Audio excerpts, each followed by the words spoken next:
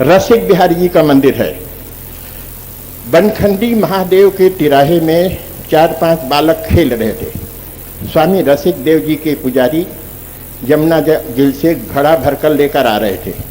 एक बच्चे ने 4 या 5 साल के बालक ने दुपट्टा पकड़कर बोले, पुजारी जी पानी पिला दो। पुजारी जी ने देखा, बोले पता नहीं किसका बालक है, छू लिया भगवान की पूजा का जल, एक चांटा उसके गाल में मार दिया। जल अशुद्ध हो गया जानकर गिरा दिया। जमुना जी में जाकर पुनः जल लेकर स्नान करके आए। स्वामी रसिक देव जी जब सेवा करने बैठे तो श्याम सुंदर के कपोलों में उंगलियों के चिन्ह बने थे, जो अब इस समय मूर्ति हैं अर्चा रूप में, ये कहानी नहीं है। तो देखा कि उंगलियों के चिन्ह थे। बोले लाला, आज भी किसी गोपी के यहाँ चले गए क्या? लगता है पिट गए। बोले नहीं, गोपी के यहाँ नहीं गए, ये पुजारी ने मारा है, बगल में बैठा था, पुजारी ने मारा है हमको। पुजारी डर गया। बोले मैं कब गया हूं अंदर? बोले हम वो बनखंडी महादेव के पास खेल रहे थे अपने ग्वाल बालों के साथ, हमें प्यास लगी थी, जल मांगा तो जल तो दिया नहीं, एक चांटा और मार दिया।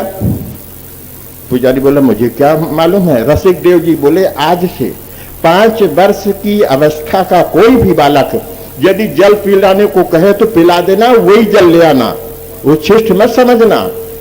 कौमारम जहेतुर्ब्रजे, यहाँ श्याम सुंदर न जाने किस रूप में रहते हैं। पुजारी बोले ठीक है, हमको क्या है। सेवा किया, भोग लगाया। स्वामी रसिक देव जी विश्राम कर रहे हैं। हाथ का पंखा मंदिरों में देखा होगा, बिहारी जी आदि में। गर्मी का समय था तो पुजारी अपने गर्मी का पंखा हाथ से रस्सी पकड़ कर डुला रहे थे। नींद आ गई। श्याम सुंदर देखे बड़ा अच्छा मौका है बदला लेने का।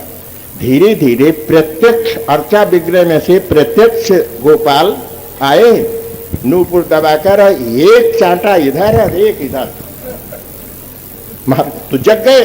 भागते देखा, रोते हुए ऊपर पहुंचे स्वामी रसिक देव जी के पास। बोले क्या हुआ? बोले हम अब सेवा नहीं करेंगे ठाकुर जी की, अब भगवान की हम कोई सेवा नहीं करेंगे। क्यों? बोले मारते हैं, भगवान मारते हैं।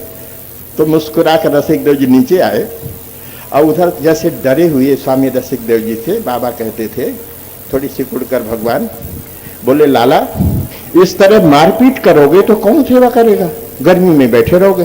बोले बाबा आपसे हमने बताया था ना, पुजारी जी ने हमको मारा था, तो उस समय हमारी गलती थी कि हमने इनका दुपट्टा पकड़ लिया, और इस समय इनकी गलती है कि पंखा छोड़कर सोने लग गए। मौका देकर हमने एक तो अपना बदला लिया, वो चांटा मारा, और दूसरा हमें गर्मी रही थी, इनकी गलती का एक चांटा। अब यदि ये ठीक चलेंगे तो हम कुछ नहीं बोलेंगे। देव जी का मंदिर बिहारी जी जाते समय बाएं हाथ में पड़ता है।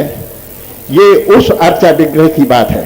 तात्पर्य ये है कि आपने मंदिरों में जो दर्शन किए वो पत्थर की मूर्ति नहीं है, पर विभव, अंतर्यामी और अर्चा, ये 5 प्रकार से भगवान के जो अवतार बताए हैं उनमें से अर्चा अवतार एक है।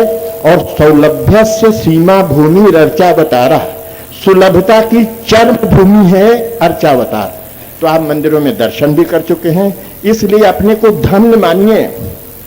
और जैसा हमने बताया, धर्म को समझिए, दुष्टमति का त्याग करिए, ज्ञान पाने की का प्रयास कीजिए और मोक्ष के अधिकारी बनिए। इसी में आपका कल्याण है। जय श्री मंडल। जय श्री